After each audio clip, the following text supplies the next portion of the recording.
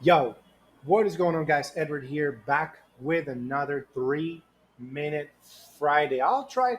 Should we make it? Should we make it 3 minute?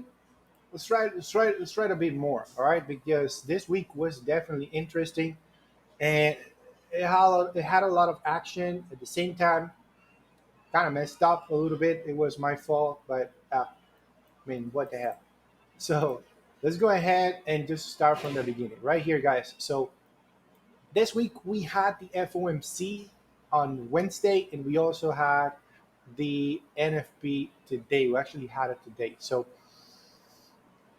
I don't want to discuss much about today, but yeah, I guess I'll have to for the video. You will see what happened. So, anyways, we are on US 30 right here. The hell is it? This thing on the top. Let's clean it up. All right. So we are on the daily right here on the daily time frame. And we can see that, of course, we are bearish. And markets should keep it like that because there is nothing getting better. Reports were coming back, of course, the FOMC and the NFP. Actually, the numbers were kind of like higher. I believe they were higher than expected. Still, of course, we had a big spike up to the upside, and now is is pulling back. So look at what's happening on the daily. The market definitely formed a nice order block on the daily right here. We do have a balance.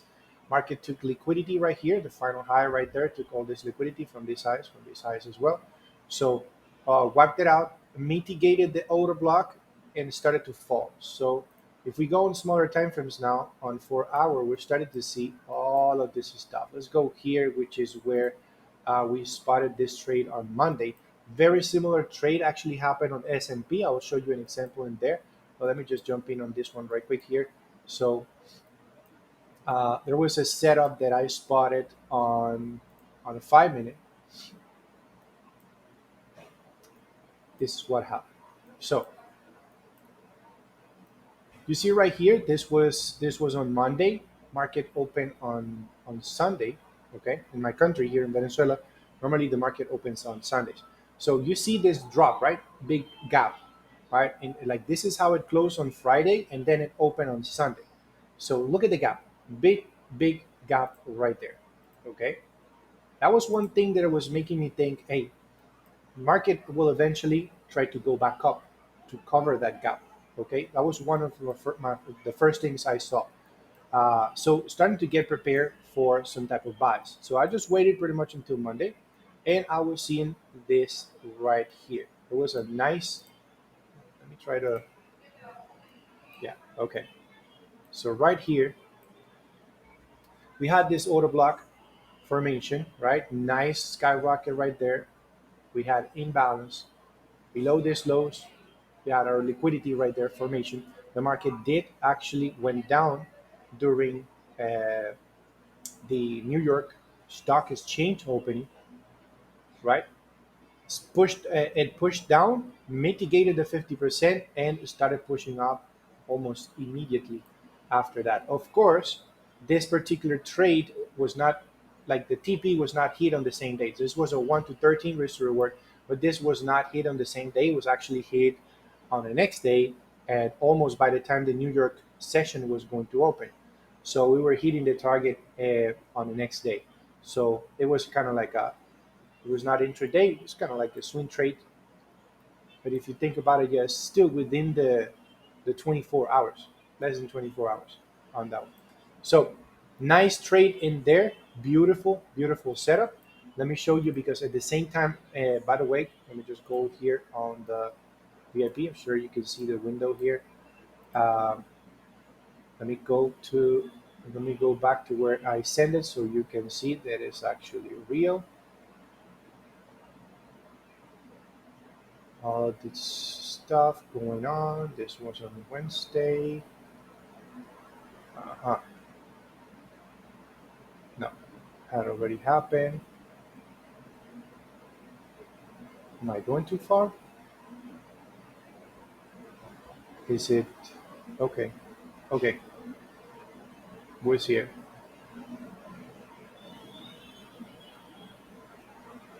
There we go. Starting to get there. Okay. And okay. So US 30. See US 30, the actual setup already getting prepared to go for the buy. I was predicting the market to just go a little deeper, mitigate this order block, and it did reach it at the 50 and then actually pushed up. On Nasdaq was actually the bitchy one because it did mess everything up right here. Nasdaq was definitely crazy in there, so it was kind of uh, just messed up. But then let me show you S&P 500. Also the setup, same setup on S&P 500. The market did mitigate and also pushed after that very strong. I think I cleaned it up, but let me just draw it again. Let me just go back to this setup. Was right here. It was also on a 5 minute. So I was seeing, of course, a nice bullish flag right here. The market was forming a nice bullish flag, but because I trade now order blocks, it was a nice OB right here. The entry was at the 50 level, right there. The stop loss was a few pips below. TP at the last high. That was basically it. So we do have the imbalance, very important, the liquidity below these lows. It did pretty much exactly the same thing as US 30 did. So, and of course the target was being hit on the next day, right there, right? Beautiful. Let's go on the next trade on US 30, which is actually a stop right here. This is the FOMC. Look at what was happening. I was seeing this little wedge formation or channel as well in there, trying to get on the breakout. But and I was just aiming just a 1 to 2. I didn't want it to go bigger than that because this type of setups it's for retail trading. This is not smart money right here. So I was like, okay, I'll try just the 1 to 2 risk to reward to see, and I was still kind of doubting because the FOMC was happening later in the afternoon. It was at around 2, yeah, 2 p.m.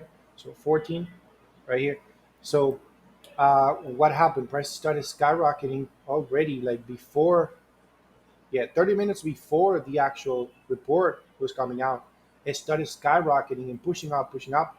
Of course, I was liquidated. So liquidity right here above these highs, boom, right there. Price also taking these highs, right? So basically, inducement right there, even inducing people to get into buys. I know some traders that trade stocks, they were actually buying a lot, and then a listing they knew, market actually started reversing on them, and they ended up the day in loss. So it was a crazy day. It was a crazy day because this was all, you know, to take liquidity, to manipulate, and to induce buyers to get in. That's what they want. So inducing money buyers to get in before actually crashing, because the push in overall didn't make sense. The FOMC report came actually very very bad. So the interest rates, they were increased, of course. So why the hell the market is going to go up, right? Doesn't make sense. If it's going to just spike up for the moment, just to wipe out, okay, it makes sense. But just to maintain the direction or the bullish direction doesn't make sense at all. So it was just manipulation right there, just manipulation. Now, after that, of course, that was what, on Wednesday. That was on Wednesday. And let me show you what I did on gold. Also, this trade right here on Thursday. Beautiful trade. Let me go on H4 so you can see also from the top. So literally what we see here, it's a big, very important key level, right? You see, we can clearly see the market was just touching right here, right, for the third time. So I was like, okay, this is a zone. It's an interesting zone to actually be thinking about buying. As a retail trader. Now, I know that I'm on a support, big ass, very strong support, right? And I know that maybe some buying pressure will start showing up in here. Gold normally reacts really, really well when there is a massive key level. it reacts very well. I mean, and hey, you can see the push today. So um, what I did, I went on a 15-minute smaller time frame. I was just watching at this point, and I was just seeing the market the first time it touched the level. Right, look at that. Price touches and bounces up very strong. You see that aggressive buy right there? There was something in there. So I went on a 5 minute and I saw that aggressive buy. I was like, oh, gotcha. That's what's happening right there. Very, very clear as water again. So I just saw this where the last boss, last breakup structure was there, and we had a change of character. The market was already breaking the previous high right there after that aggressive buy. So we had a last breakup structure to the downside. Then after that, it's skyrocketing, right? And that push, it created a nice order block on the 5 minute, right? And the only thing I don't like is that I don't see imbalance too much. I don't see it at all. There is no imbalance right here. The push was not that strong. It didn't leave any imbalance in this area.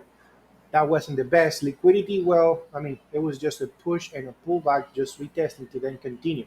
So I decided to go with the 50% and just place my buy at the 50%. And I'm gonna show you also. I'm gonna go here. Um, on the Telegram group. Hopefully you can see the screen. And let's go ahead and show you on Thursday. This was Thursday. No, this was a trade. Losing trade was this one. That was the buy scenario.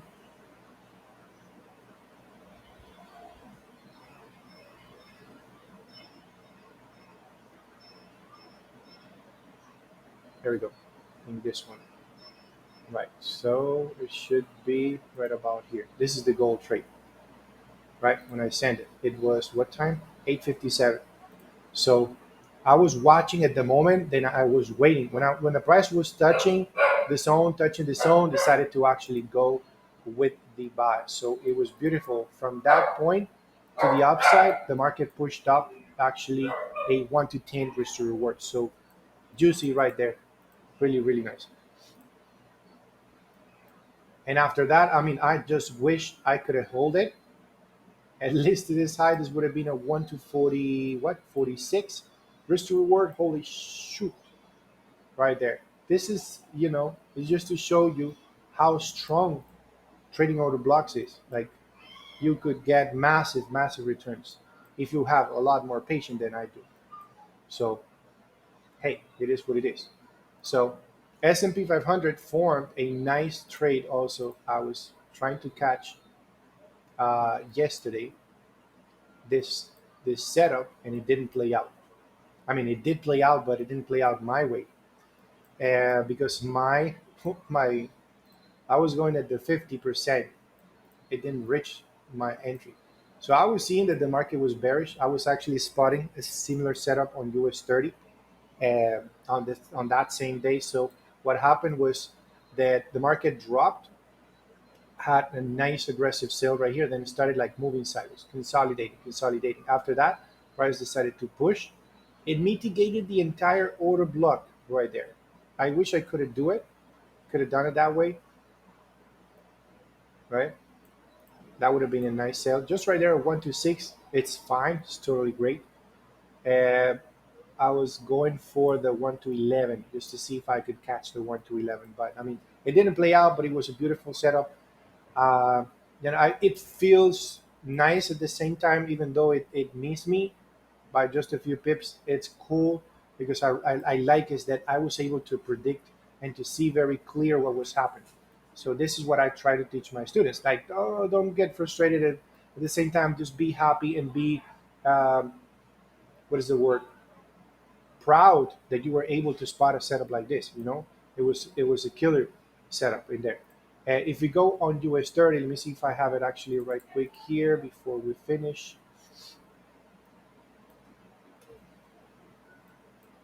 I think I deleted it.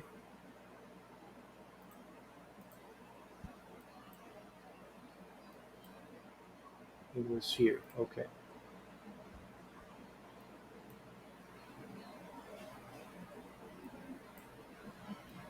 here. So I was seeing the same thing. The price was breaking, okay, we're breaking the structures to the downside. I saw a boss right here. Boom, the market creating this order block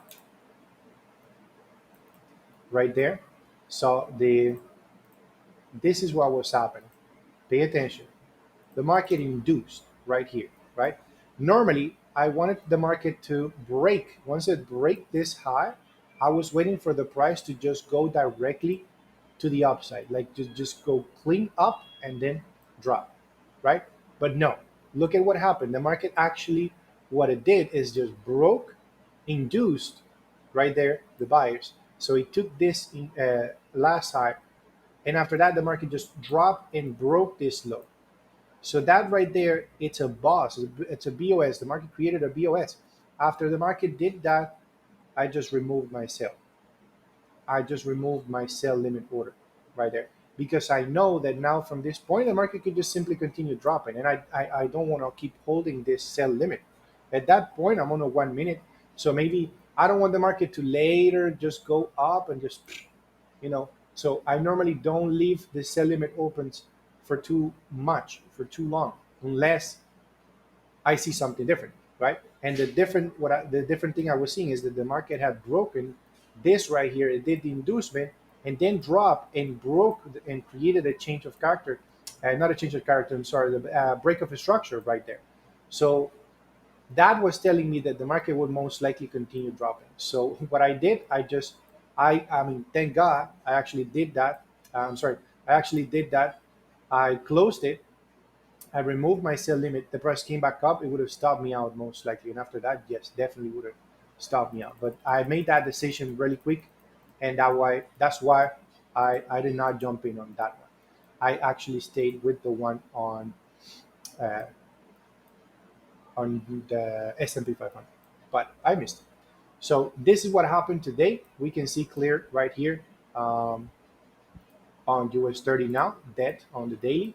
We are rejecting this order block now, right? Nice order block right there. If we go on H4, nice order block right here. Also formation. We do have a change of character right now. Market taking liquidity pushed up. I did share again. Let me show you this here. This is what was happening today. I had issues with the electricity today. Electricity went out and I was not able to make these entries. This is what happened. You see, I did send the setup on H4. The mark, I was expecting the price to push up, mitigate the 50%, and then drop. Look what it did. The market exactly touched and mitigated the 50 and now is dropping. Now, of course, target would be here if you want to continue holding all the way to the bottom because I'm sure it's going to continue. Will most likely hold, but that's what pretty much happened on US 30. And if you go on Nasdaq, also did the same thing. Look at this. I predicted this move also. And let me go again back to the group right here. We see this is Nasdaq. I was seeing that order block right there, imbalance, inducement above, price pushes up and then drop. So I was expecting that, and that's when the electricity went off.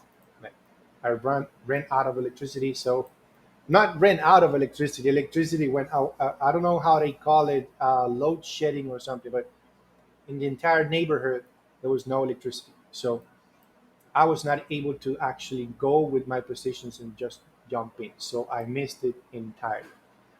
But at least I'm happy that they actually did play out and I did share it with the team. So if you want to be part of the actual Team Profits, just make sure to go on my website, teamprofitsfx.com. You find out that I'm offering a bundle right now. It's a 30% discount. Just go ahead, don't miss it out. It's for limited time only. All right. If you want to also follow me on my Telegram group, free Telegram group, you can just go on the description below. You'll find out right there. This is where I post also setups, dailies in there.